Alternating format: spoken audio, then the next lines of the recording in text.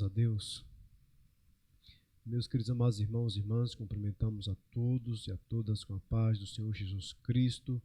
Sejam todos bem-vindos a mais um momento de estudo da Palavra do Senhor nas lições bíblicas da Escola Bíblica Dominical.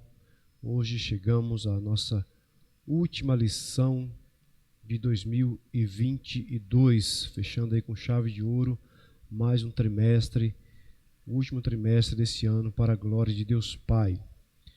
Hoje estaremos estudando a lição de número 13, que tem por data 25 de dezembro de 2022. Essa data, que é uma data muito importante e especial, pois comemora-se mundialmente o aniversário do Salvador, o aniversário de Jesus Cristo. É Natal. Glória a Deus, e valorizemos essa data, não perdemos jamais a simbologia dessa data tão importante que é o Natal, que é o nascimento de Jesus Cristo. Glória a Deus por isso. O título da nossa lição fala: O Senhor está ali. O textuário da nossa revista nos diz assim: Não se fará mal nem dano algum em todo o monte da minha santidade, porque a terra se encherá do conhecimento do Senhor, como as águas cobrem o mar. Livro do profeta Isaías, capítulo de número 11, versículo de número 9. A verdade prática nos diz assim: O Deus de Abraão, de Isaque e de Jacó governa soberanamente o seu povo. Ele está no meio do seu povo. Glória a Deus. A nossa leitura bíblica em classe se encontra no livro do profeta Ezequiel, no seu último capítulo, capítulo 48, versículo 30 ao 35, que diz assim a palavra do Senhor: E estas são as saídas da cidade desde a banda do norte, 4.500 medidas. E as portas da cidade serão conforme os nomes das tribos de Israel. 3 portas para o norte. A porta de Ruben, uma porta de Judá, outra porta de Levi, outra da banda do oriente, 4.500 medidas e 3 portas. A saber, a porta de José, uma a porta de Benjamim, outra a porta de Dan, outra da banda do sul, 4.500 medidas e 3 portas. A porta de Simeão, uma a porta de Isacar, outra a porta de Zebulon, outra da banda do ocidente, 4.500 medidas e as suas 3 portas. A porta de Gade, uma a porta de Azé, outra a porta de Naphtali, outra. 18.000 medidas em redor, e o nome da cidade desde aquele dia será: O Senhor está ali. Amém? Está aí nosso título da lição, nosso textuário, nossa verdade prática e nossa leitura bíblica em classe, que acabamos de ler. E diante dessa leitura vamos orar, pedir ao Senhor que nos conduza através dessa lição para a glória de Deus Pai. Espírito Santo de Deus, tributamos a Ti toda a honra, toda a glória, todo louvor e adoração, por chegarmos ao último trimestre, meu Pai, desse ano 2022, concluindo, meu Pai, as lições da Escola Bíblica Dominical. Graças te damos porque até aqui o Senhor tem nos ajudado. Pela Tua bondade, meu Pai, estamos concluindo, meu Deus, a mais um ano, Senhor. E a Tua palavra diz que o final das coisas é mais importante do que o início delas. E te damos graças porque o Senhor esteve, está, estará sempre conosco, porque a promessa do Senhor que diz: Eis que estarei convosco todos os dias até a consumação dos séculos. Te adoramos, ó Deus, por essa leitura, meu Pai, ó Deus, da Tua palavra, que está em destaque a partir desse momento para o nosso crescimento através das verdades das Escrituras Sagradas. Nos conduza, nos ensina, nos torna melhores, meu Pai, homens e mulheres, para te servir, para te adorar, através desse ensino, deste momento. Nós te agradecemos no nome de Jesus. Amém. Amém. Graças a Deus. Iniciamos pelo título da nossa lição, que diz: O Senhor está ali. É um título importante, porque retrata o versículo de número 35 do capítulo 48, que diz: 18.000 medidas em redor, e o nome da cidade desde aquele dia será: O Senhor está ali. Então, nada mais do que o nome da cidade. O Senhor está ali é o nome da futura cidade de Jerusalém. Essa visão que Ezequiel tem da nova cidade, do templo, das águas purificadoras, e esse nome, que hoje é Jerusalém, no milênio não será Jerusalém, e sim o Senhor está ali. Glória a Deus. A nossa introdução diz: vimos na primeira lição do trimestre que o livro de Ezequiel antecipa a tradição apocalíptica nas Escrituras. O livro de Ezequiel começa com a visão da glória de Javé e conclui com a descrição da glória de Deus na Jerusalém glorificada. Então, Ezequiel, ele tem visões que ele vai mostrar dentro do seu livro, e entre as principais visões está a saída da glória de Deus do templo, é construído por Salomão. A glória de Deus sai desse templo, e Ezequiel é orientado por Deus nessa visão. Deus mostra para Ezequiel a glória de Deus saindo. A razão: havia abominação, apostasia, abandono da fé, pecados desenfreados entre o povo de judeu, e estava acontecendo tudo dentro do templo, que era a habitação de Deus. Então, por essa razão, a glória de Deus sai do templo, e Ezequiel tem essa visão da glória de Deus indo embora. E no final do livro, Deus vai mostrar a outra visão para Ezequiel dessa glória retornando. O templo de Ezequiel é restabelecido, construído no milênio, que é os 1000 anos.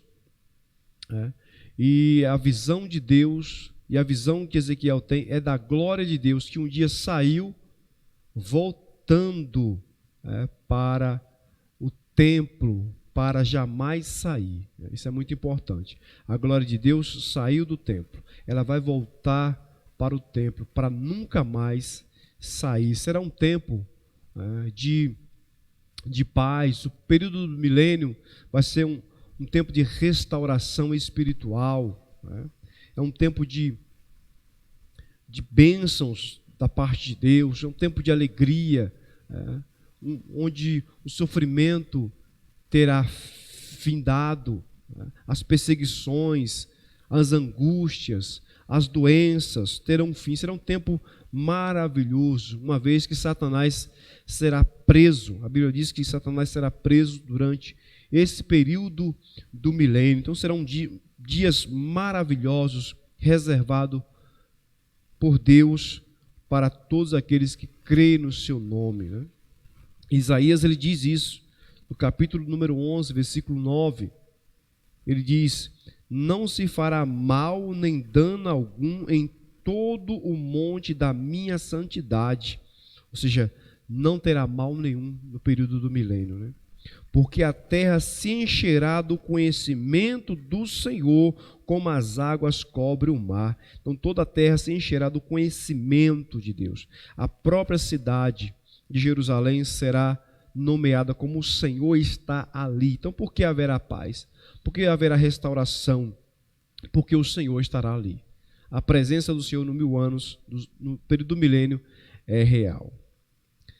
Não é possível compreender o livro de Apocalipse sem os oráculos de Ezequiel. Então, muitos oráculos de Ezequiel, muitos escritos de Ezequiel, muito aquilo que Ezequiel escreveu, nós vamos ver no livro de Apocalipse. Então, nós aprendemos, nós temos um conhecimento, uma interpretação melhor do livro do profeta, do livro da revelação, que é Apocalipse, através dos conhecimentos escritos de Ezequiel. Por isso esse livro é tão importante de nós debruçarmos nele, buscarmos mais conhecimento, porque uma vez que nós entendemos o livro do profeta Ezequiel, fica mais fácil nós compreendermos o livro da revelação, que é Apocalipse. Tá?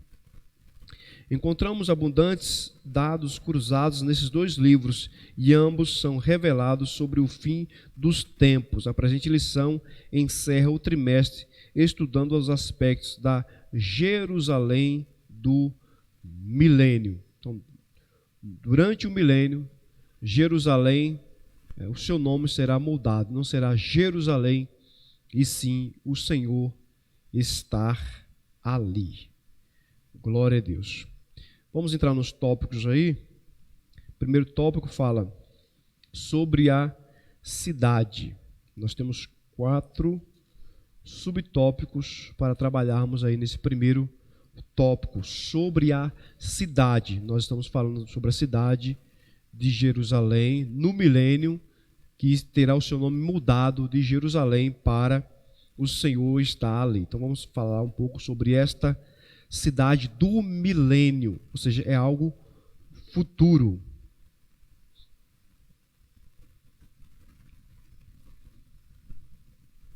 E estas são as saídas da cidade, que é o primeiro tópico aí, primeiro subtópico. E estas são as saídas da cidade. Essa seção final da profecia é um suplemento não somente do capítulo, mas também do próprio livro de Ezequiel. Apesar de o nome da cidade não ser mencionado, o contexto deixa claro que se trata de Jerusalém. Então, Ezequiel não vai falar sobre Jerusalém, mas todos os seus indícios apontam para a cidade de Jerusalém.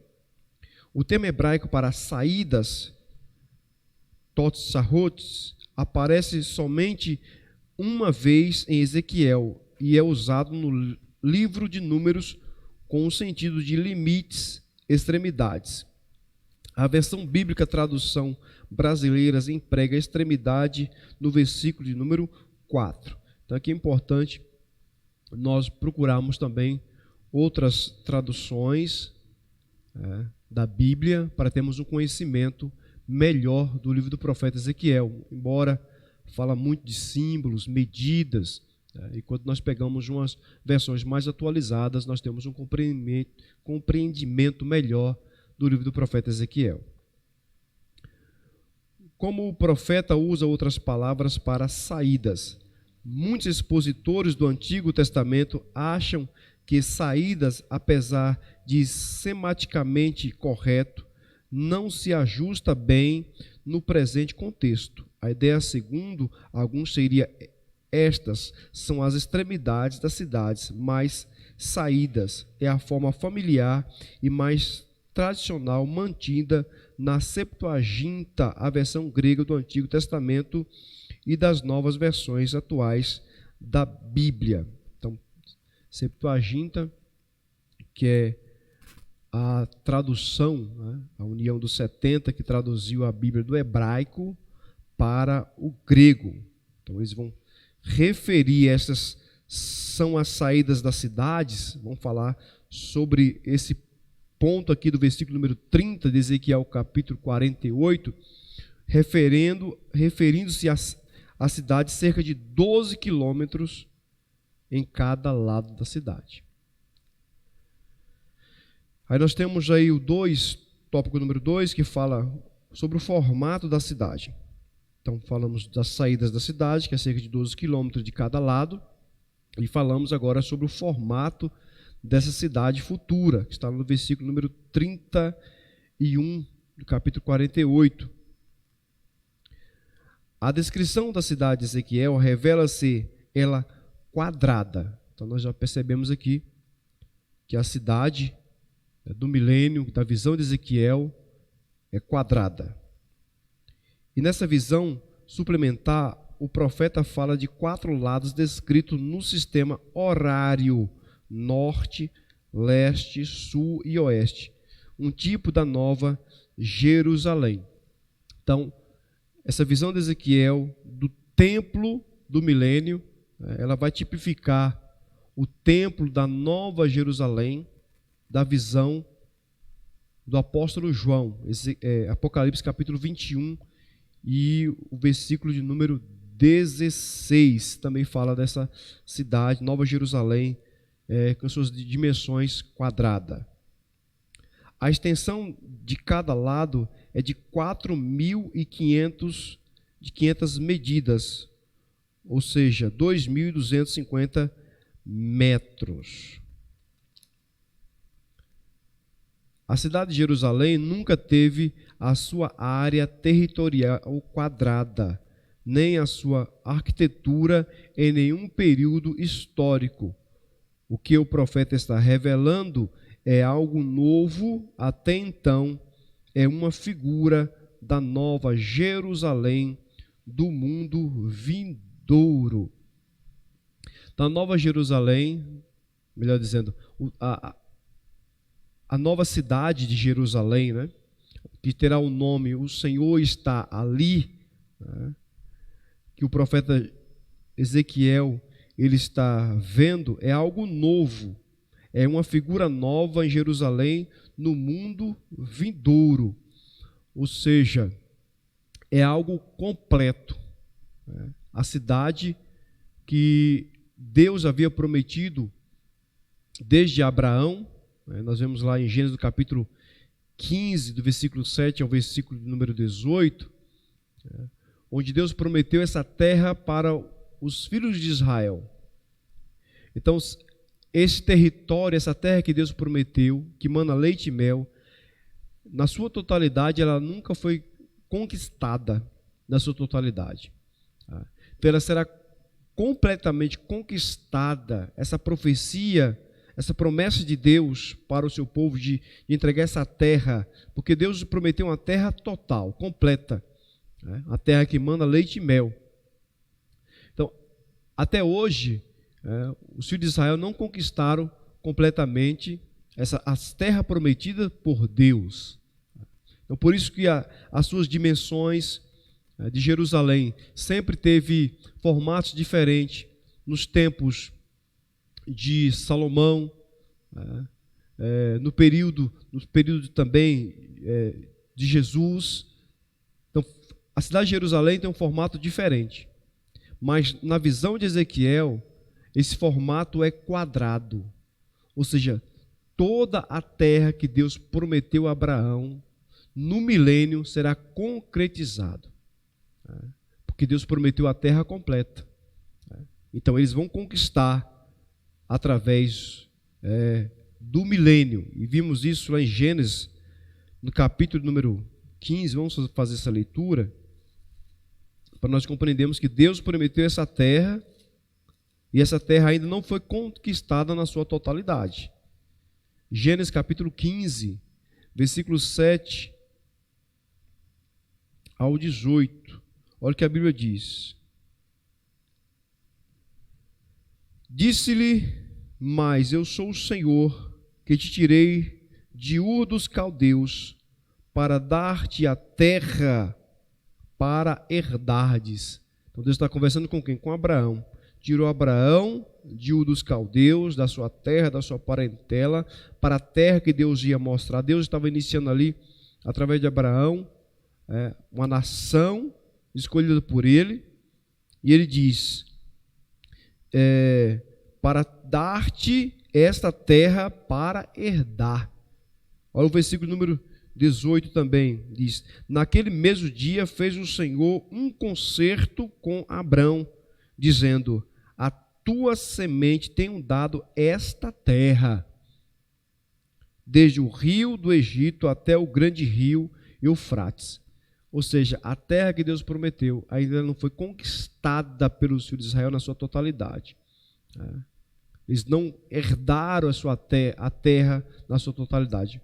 Entraram até na terra prometida, mas não tiveram a sua conquista total. Então, no milênio, essa visão que Ezequiel tem da cidade quadrada nas suas dimensões, quer dizer que a terra será do povo de Israel na sua totalidade.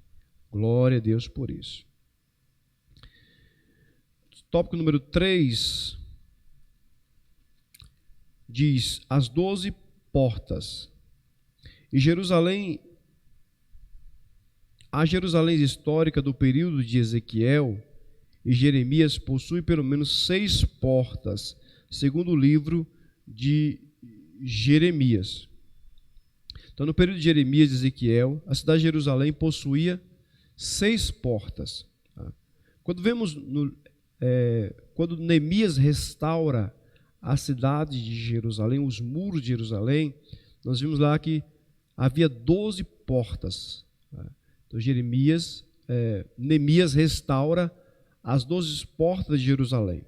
Já no período de Ezequiel e Jeremias, Jerusalém estava com o quê? 6 portas.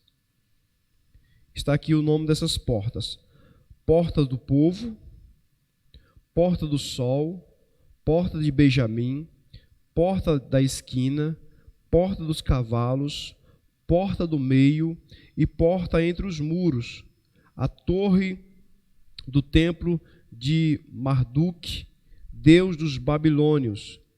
Etemanarque tinha um recinto quadrado, cujo acesso era por 12 portas. Ezequiel conhecia a sua cidade de origem. Talvez conhecesse também a torre de Marduk em Babilônia, pois vivia entre os exilados de Babilônia. Então, trazendo mais ainda sobre a nova cidade, a cidade que será o nome, o Senhor estará ali, será uma cidade planejada, com suas dimensões, com suas metragens, tudo direcionado por Deus, será uma cidade planejada. Por isso fala cidade quadrada, com suas dimensões iguais. Como Brasília, uma cidade planejada, a Nova Jerusalém, a nova cidade titulada por Senhor estará ali, será uma cidade planejada. Então, Ezequiel, ele conhecia a sua cidade de origem. Então, por isso ele aponta e mostra, através da visão, a nova cidade, porque ele já conhecia essa cidade. Glória a Deus. O tópico número 4 diz: origem do formato e das portas. Deus é a fonte da revelação e da inspiração da visão e da mensagem de Ezequiel. Isso aqui é muito importante, irmãos. Que Deus, ele é a fonte da revelação, ele é a fonte da inspiração, ele é a fonte da visão de Ezequiel. Ezequiel não está tendo uma inspiração individual, algo dele mesmo. Ele não está tendo uma visão, algo dele, mas é algo vindo da parte de Deus. Não se pode admitir que o profeta se inspirou num templo pagão, pois os oráculos entregues ao profeta, seja por imagem ou som, ou seja, visão ou palavras, vieram de Javé. Então, essa visão de Ezequiel, essa inspiração de Ezequiel não vinha de templos pagãos, não se originou em templos pagãos como os de Babilônia, mas sim algo da parte de Deus. Apesar de ser literal pelas descrições da cidade, ela é uma figura da Nova Jerusalém, cujo arquiteto e construtor é o próprio Deus. Está lá em Hebreus capítulo 11 e o versículo número 10, onde mostra que a cidade do tempo vindouro, da habitação eterna, Deus era o próprio construtor, ele é o arquiteto, o construtor será o próprio Deus. Então, nessa cidade do milênio, será construída pelos judeus, uma cidade planejada, como eu falei para os irmãos, mas aponta também para a Nova Jerusalém, construída, onde o arquiteto, o construtor, é o próprio Deus que descerá dos céus. Porque Ezequiel se inspiraria na cidade de Babilônia. Isso não se faz sentido. Então, a visão de Ezequiel, o que Deus tem mostrado para ele, não é uma inspiração babilônica, mas a visão dada pelo próprio Deus. Tanto para o período do milênio, tanto o período eterno de Deus e o seu povo. Tópico número 2 fala sobre o nome das 12 tribos.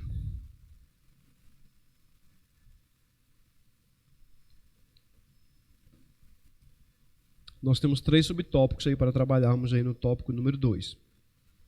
Primeiro, as 12 tribos de Israel. Há cerca de 20 listas dos filhos de Jacó e das respectivas tribos de Israel no Antigo Testamento, mas não existe nenhum padrão. Por exemplo, a lista com os 4 primeiros nomes, Rubens, Simeão, Levi e Judá, segue a ordem de nascimento. Outras listas divergem a partir do 5º nome. A lista de Ezequiel segue no sentido horário, a partir do norte da cidade, com Ruben, Judá e Levi. Leste ou oriente, José, Benjamim e Dan. Do sul, Simeão, Isacar, Zebulon. Oeste ou ocidente, Gade, Azer e Naphtali. Então, sobre as 12 tribos de Israel. O que são tribos? São famílias. As 12 tribos de Israel, que simboliza os 12 filhos de Israel, são as famílias que no milênio serão restabelecidas. Restabelecidas pelo próprio Deus. As famílias serão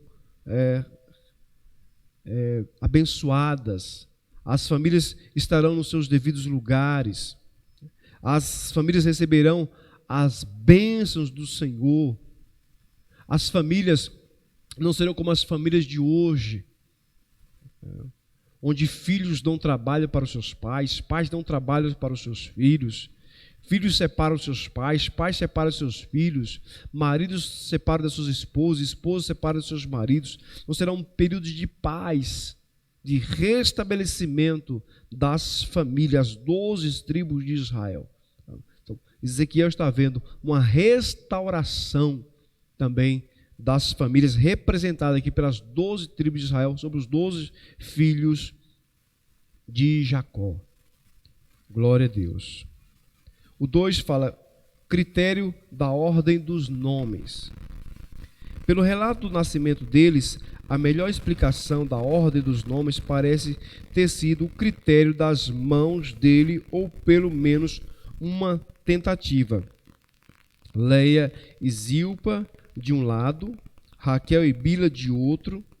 A diferença é que Naphtali é filha de Raquel por meio de sua serva Bila, e está junto com Gade e Azer, filhos de Leia por meio de Zilpa. Toda escolha tem seu propósito, nada é aleatório. Os escritores bíblicos sabiam o que estavam fazendo. A questão é que nós desconhecemos esses critérios. Então, no milênio, essa repartição das terras que foi efetuada por Josué, onde algumas tribos não se conformaram em receber uma porção de terra, se acharam que estava sendo injustiçado, como a tribo de Dan, e por essa razão se envolveu com idolatria. No período do milênio, essa divisão das terras será feita pelo próprio Deus. Então, será restabelecida de uma forma justa. No milênio, meus irmãos, não terá injustiça. Hoje, como nós vivemos o período de injustiça, de desigualdade social, no milênio não terá nada disso. Não terá injustiça, não terá desigualdade social, porque Deus estará ali. Tá? Então, Deus que faz justiça, Deus que é correto, que é reto, Ele estará governando. Tá? Então, na divisão das terras, das famílias, todos terão uma porção de uma forma justa estabelecida pelo próprio Deus. Maravilha, né? O subtópico número 3 diz sobre o propósito dos nomes. Propósito dos nomes. Dos 3 patriarcas do Gênesis, Abraão, Isaque e Jacó. São os 3 patriarcas. Abraão, Isaque e Jacó. O último deles foi o único em que não houve eliminatória dos filhos para a formação da nação de Israel. De Abraão, o filho escolhido foi Isaque. De Isaque, o filho escolhido foi Jacó. De Jacó, todos foram incluídos na nação escolhida.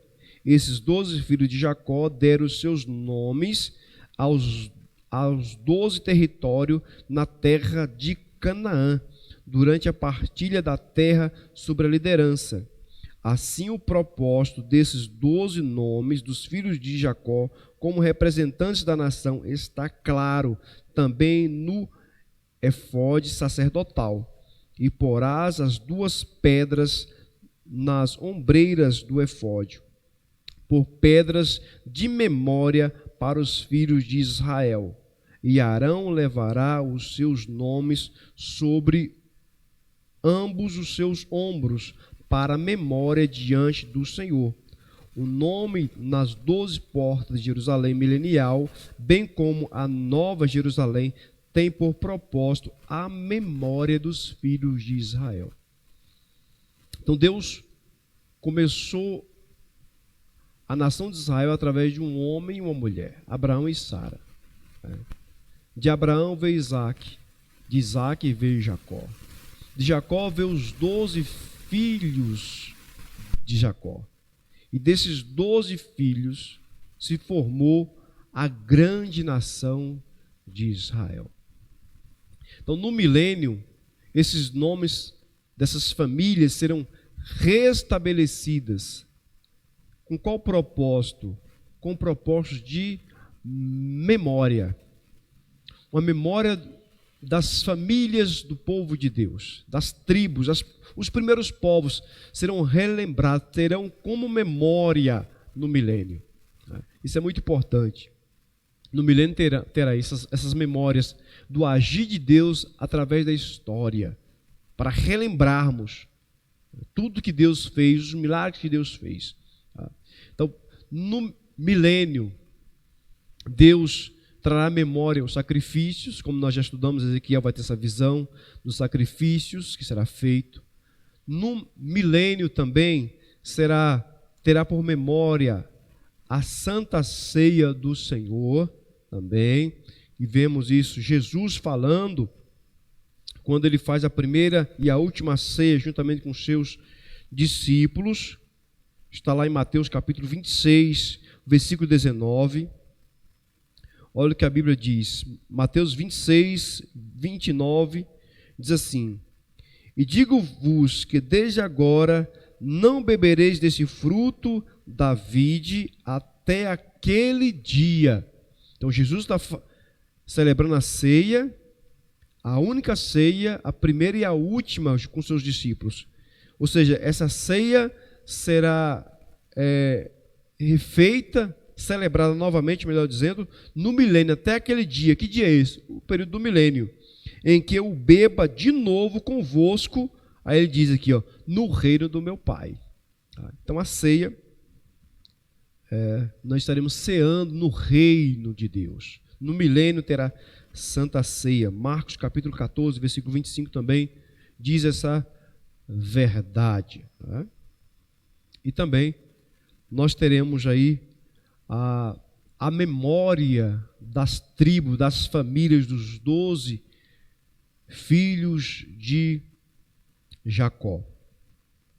Josué, no capítulo número 4, nós vimos Deus também falando sobre essa questão da memória, quando acontece o milagre da abertura do mar, do Rio Jordão, melhor dizendo, né? Está em Josué capítulo 4, versículo 1 ao 7. Olha o que a Bíblia vai nos dizer. Josué capítulo 4, versículo 1 ao versículo número 7. Ele diz: sucedeu, pois, que acabando todo o povo de passar o Jordão, falou o Senhor a Josué, dizendo: tomai do povo 12 homens de cada tribo, um homem, e mandai-lhe, dizendo: tomai daqui do meio do Jordão, do lugar do assento dos pés do sacerdote, 12 pedras, e levai-os convosco a outra banda, e depositai-o no alojamento em que haveis de passar esta noite. Chamou, pois, Josué os 12 homens que escolheram dos filhos de Israel, de cada tribo um homem, e disse-lhe: passai diante da arca do Senhor, vosso Deus, ao meio do Jordão, e levante cada um uma pedra sobre o seu ombro, segundo o número das tribos dos filhos de Israel, para que isso seja por sinal entre vós, quando vossos filhos no futuro perguntarem, dizendo: que vos significa essas pedras? Então lhe direis que as águas do Jordão se separarão diante da água da arca dos concertos do Senhor. Passando ela pelo Jordão, separaram-se as águas do Jordão, assim que essas pedras serão para sempre por memorial dos filhos de Israel. Maravilha, né? Então Deus ordena que cada homem de cada tribo, das 12 tribos, cada um fosse no Jordão, onde as águas havia secado. Cada um pegaria uma pedra, 12 pedras, levariam para o alojamento onde eles estavam e fizesse um memorial lá, levantasse um montão de pedra. Para que isso?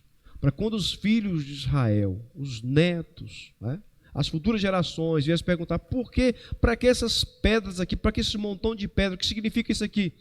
Para eles relembrar que essas pedras saíram daquele rio, do rio Jordão, onde Deus secou aquele rio, e Israel passou em terra seca, né?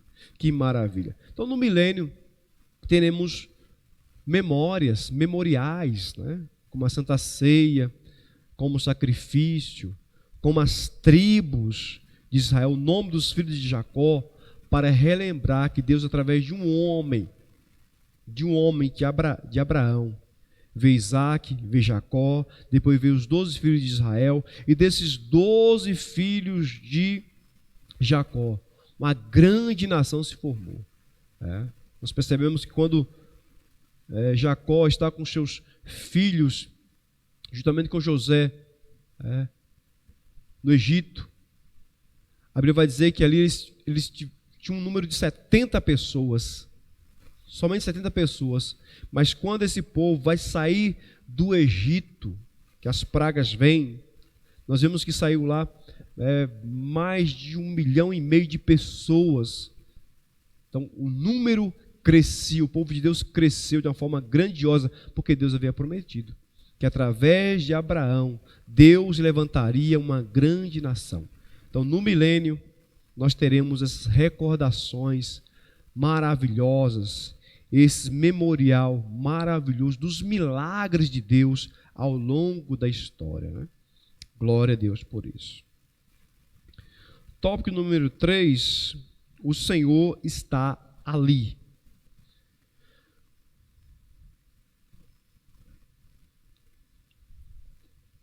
Nós temos 3 subtópicos aí para concluirmos a nossa lição. O Senhor está ali. Subtópico 1 diz: os nomes da cidade. O primeiro nome da cidade de Jerusalém é Salém. Está lá no Salmo 76, versículo 2, que significa paz. Desde os dias do patriarca Abraão. Ela foi chamada também de Jebus, lá em Juízes, no capítulo número 19, versículo número 10, que esteve sob o domínio dos jebuseus e só foi conquistado por Davi depois de alguns séculos da conquista de Canaã, e chamada também de cidade de Davi. 2 Samuel capítulo 5, versículos 6 ao 7. Ela é também chamada de Sião e de Ariel. Jerusalém é o nome mais conhecido e significa cidade de paz. Mas esse nome não aparece no suplemento da profecia de Ezequiel. A cidade é identificada pelas características ali apresentadas. Ela é chamada em Apocalipse de Areal dos Santos, a cidade amada. Então nós temos aqui pelo menos 6 nomes da cidade de Jerusalém, né? Ao longo da história, né? Salém, Jebus, né? Cidade de Davi, Sião, Ariel e a própria Jerusalém.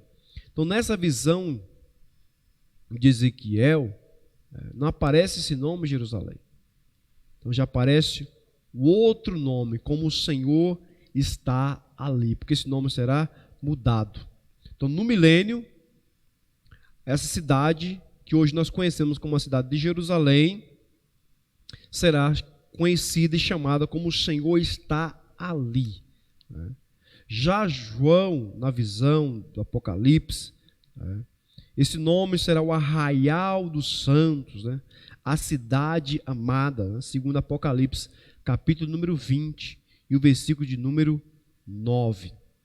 A razão desses nomes na história que vieram e que desapareceram, e no milênio e no período eterno será mudado, a razão é só uma, irmãos.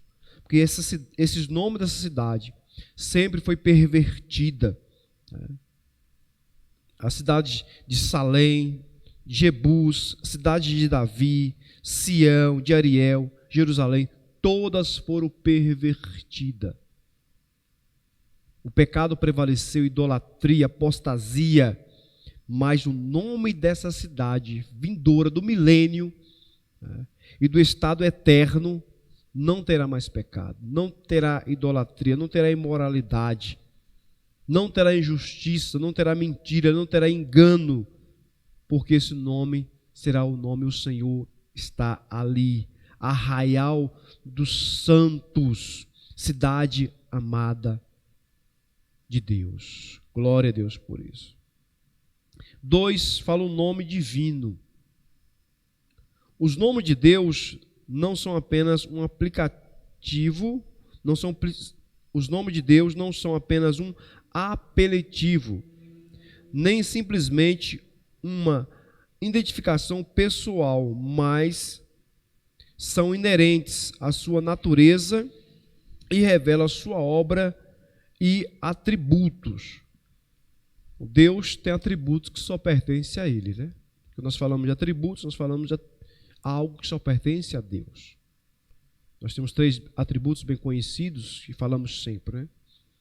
Que é Deus onisciente, ou seja, conhecedor de todas as coisas. Isso aí só Deus, é atribuído somente a Deus, atributo de Deus, onisciência, conhecedor de todas as coisas. Outro atributo, direcionado simplesmente a Deus, somente a Deus, é que Ele é onipresente. Ou seja, Ele está em todos os lugares ao mesmo tempo. Não há um lugar onde Deus não esteja. Somente Ele pode fazer isso. Somente Deus tem essa condição. Esse atributo só é dado a Deus. Ele também é onipotente. Outro atributo somente dado a Deus. Ou seja, Ele tem todo o poder. A Ele foi dado todo o poder no céu e na terra. Glória a Deus. Não é meramente uma distinção dos deuses das nações pagãs. O nome revela o poder, a grandeza e a glória do Todo-Poderoso, além de mostrar os atributos dele. O próprio Deus se identifica a si mesmo como Hashem, que significa o nome. Quando a Bíblia faz menção do nome de Deus, está se referindo ao próprio Deus. Haverá um lugar que escolherá o Senhor vosso Deus para ali fazer habitar o seu nome. Então, nessa nova terra, no período milenial, na nova cidade, o nome de Deus prevalecerá. É o próprio nome de Deus, é esse nome que tem todo o poder, que tem atributos que só é direcionado a Ele, habitará no meio do seu povo, no período do milênio. Glória a Deus. E esse nome se distingue de todo o nome, que é o nome de Deus. E esse nome, ele vai mostrar, o próprio Jesus, ele vai dar garantia ao seu nome. E isso nós percebemos em Marcos, quando Jesus ele vai ressuscitar, ele vai estar com seus discípulos, dando as suas últimas instruções, e ele vai dar garantia do seu nome. Marcos capítulo 16, versículo 17, ele diz assim: em meu nome, ou seja, esse nome é todo o poder, em meu nome expulsarão demônios, falarão novas línguas, pegarão nas serpentes, e se beberem alguma coisa mortíferas, não lhes fará dano algum, e imporão as mãos sobre os enfermos serão curados. Glória a Deus. O nome de Deus tem todo o poder. E fala: no meu nome vocês vão expulsar demônios, vão falar novas línguas, se beber alguma coisa mortífera, não fará dano algum, e vão colocar as mãos sobre os enfermos, e os enfermos serão curados. O nome de Jesus tem todo o poder. Então você pode declarar esse nome hoje ainda. Você pode declarar o nome de Jesus. Se você está enfermo, declara no nome de Jesus, coloca a mão sobre a sua cabeça, coloca a mão na altura da enfermidade, e essa enfermidade vai sair. Se tem possessões demoníacas, estenda a tua mão e vai sair no nome de Jesus. Se você está com crise no teu casamento, declara a bênção, a restauração do teu casamento no nome de Jesus. Está com crise financeira, levanta a tua voz no nome de Jesus e abençoa os teus negócios, o teu trabalho, as tuas finanças, no nome de Jesus. É o nome dele. Ele falou: no meu nome, milagres, maravilhas acontecerão. Glória a Deus. Esse é o nome divino, o nome do nosso Deus. 3, para concluirmos. Yahvé chamar. A Bíblia nos mostra com clareza que Deus se deu a conhecer nos tempos do Antigo Testamento por vários nomes inerentes à sua natureza e às circunstâncias de sua revelação. Então, ao longo da história, Deus, pela sua bondade, se deu a conhecer. Em primeiro lugar, para Abraão, como se Deus se deu a conhecer para Abraão, né? Ele apareceu como a provisão para o sacrifício em lugar de Isaac, seu filho, com o nome Yahvé Irê, ou seja, Jeová Jirê, que significa o Senhor proverá. Então Deus se manifestou, se deu a conhecer para o patriarca Abraão como Jeová Jirê, ou seja, o Senhor da provisão. Nós sabemos do fato onde Deus pediu o seu filho Isaque como sacrifício. Deus deu Isaque para Abraão e pediu a ele como sacrifício. E Abraão obedeceu. E quando estava lá para fazer o sacrifício a Deus, Deus bradou dos céus e falou assim: olha, não faça tal coisa, pois agora eu sei que você teme a Deus. E quando ele olhou do lado, havia um cordeiro, né? Um cordeiro, ou seja, Deus proveu para Abraão ali o cordeiro. Lembra que Isaac falou: Senhor, pai, está tudo aqui, a lenha está aqui, o fogo está aqui, está tudo preparado, mas cadê o cordeiro? E Abraão fala assim: o Senhor proverá. Né? Então Deus manifestou, se deu a conhecer a Abraão como Deus provedor, e ele também nos dá a conhecer a nós hoje também como Deus que provê.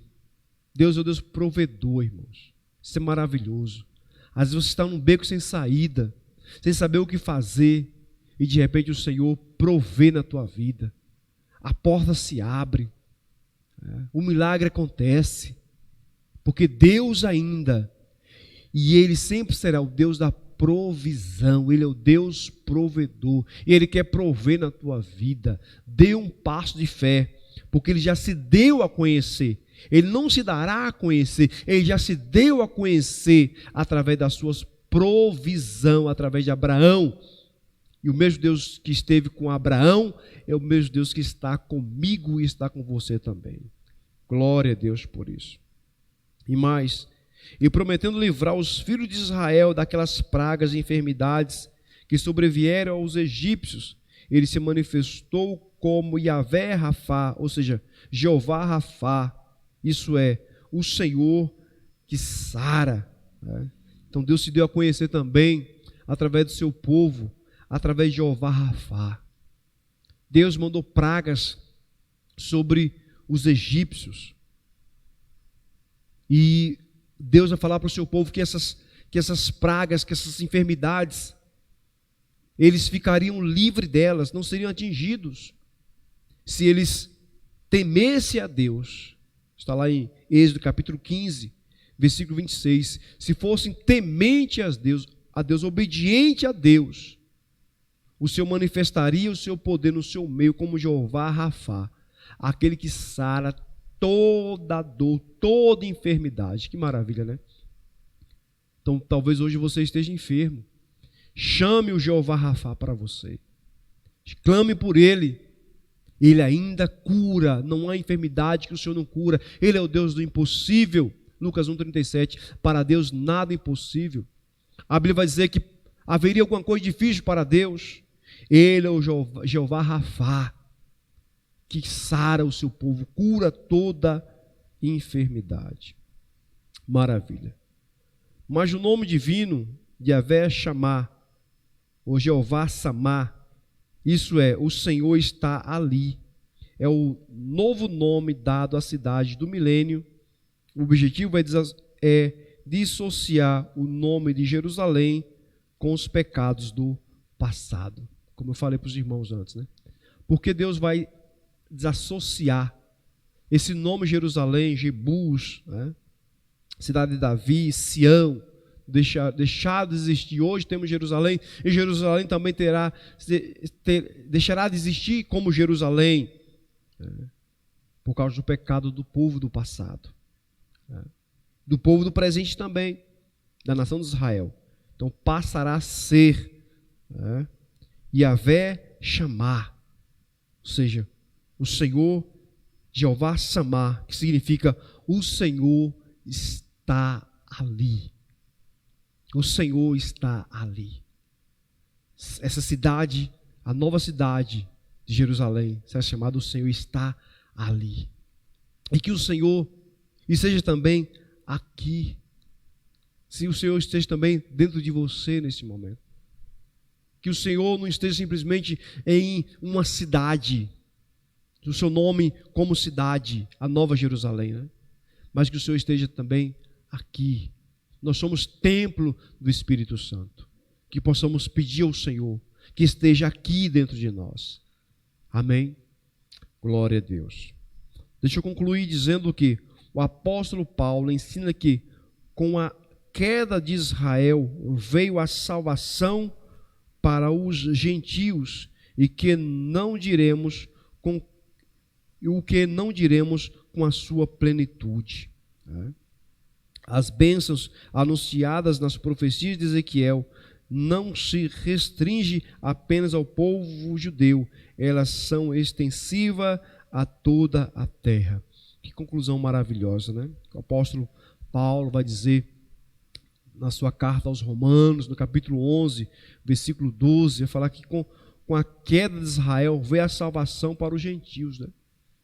Jesus veio para o que eram os seus. Ele falou: eu vim para os que eram meus, mas os meus não me receberam. Mas todos os que o receberam deram o direito de ser chamado filhos de Deus.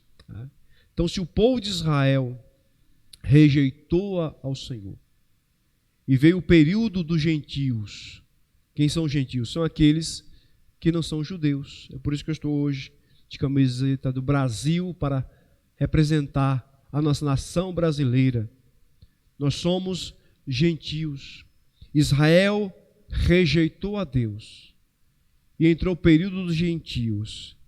E se, mesmo com a rejeição de Israel, nós temos sido tão abençoados por Deus, tão abençoados por Deus, porque a bênção de Deus começou através do povo de Israel. Eles são um modelo para as nações. Imagine só quando Israel for restabelecido, convertido a Cristo, o período do milênio, irmãos, Israel se renderá aos pés do Senhor. Israel vai se converter a Cristo. Então as bênçãos de Deus serão mais abundantes, mais abundantes. O período do milênio vai ser algo extraordinário. Glória a Deus por 1000 anos reinando com Cristo, com bênçãos sem medidas. A natureza será restabelecida. Não teremos fúria da natureza como temos visto aqui. Nós temos período chuvoso. Percebe-se que as catástrofes, as inundações, a natureza se voltando contra a humanidade, no milênio não terá isso. A ferocidade dos animais será tirada. Isaías diz que os animais ferozes se alimentarão, serão vegetarianos, com plantas. Nós estaremos desfrutando da beleza que são os animais. Esse é o período do milênio que nós estaremos reinando. Glória a Deus. Israel convertido a Cristo e nós reinamos com Deus. Se as bênçãos do Senhor já são grandes hoje, imagine no milênio. Glória a Deus. É importante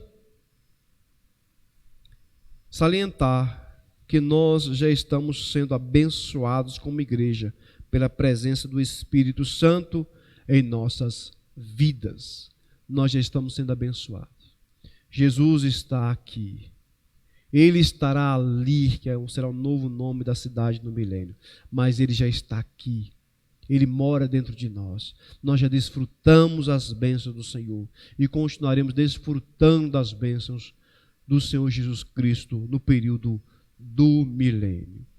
Amém? Graças a Deus. Por isso está aí a nossa lição número 13, finalizando mais um ano. Graças a Deus. Tivemos aqui durante todo esse ano fazendo a obra do Senhor. A igreja funcionando, a escola funcionando. Glória a Deus por isso. Que venha o ano 2023 e nós estaremos firmes com Cristo, crescendo na palavra do Senhor, nos enraizando em Cristo, nos fortalecendo nele, esperando nele, com as nossas lamparinas acesas, abastecidas de azeite, esperando o grande dia que já está às portas. Jesus está às portas e logo, logo a igreja será arrebatada e nós estaremos com Cristo para todos sempre. Amém, meu querido amado irmão. Amém, minha querida amada irmã. Deus te abençoe. Vamos orar agradecidos por esse fechamento desse trimestre, agradecidos por todo esse ano que o Senhor nos proporcionou. Pai Santo, tributamos a Ti toda a honra, toda a glória, todo o louvor e toda a adoração. Foi um ano, meu Pai, intenso, de muitos desafios, Pai, e o Senhor nos fez crescer durante esse ano. O Senhor nos amadureceu, nós nos enraizamos em Cristo, nós estamos mais firmes do que nunca. Pai, obrigado por fecharmos esse último trimestre desse ano. Obrigado, Senhor, por todos os professores que estiveram conosco, todos os alunos que estiveram conosco, meu Pai.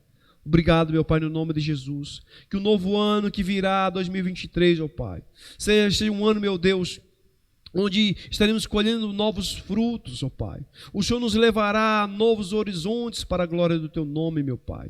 Ó Espírito Santo de Deus, a nossa palavra é gratidão, porque se não fosse pela Tua bondade, se não fosse pela Tua presença, se o Senhor não estivesse conosco, nós não conseguiríamos. Nós conseguimos, nós chegamos até aqui, porque até aqui o Senhor tem nos ajudado, e nós precisamos, ó Pai do Senhor, meu Pai, ser contínuo em nossas vidas. Assim nós oramos e te damos graça por tudo, no nome do Pai, do Filho e do Espírito Santo de Deus. Amém e amém. Deus te abençoa, meu querido amado irmão. Deus te abençoe, minha querida amada irmã. Tenha um excelente Natal, um final de ano maravilhoso. Declaramos na tua vida agora toda a sorte de bênção na região celestial. No nome do Pai, do Filho, do Espírito Santo de Deus. Amém e amém.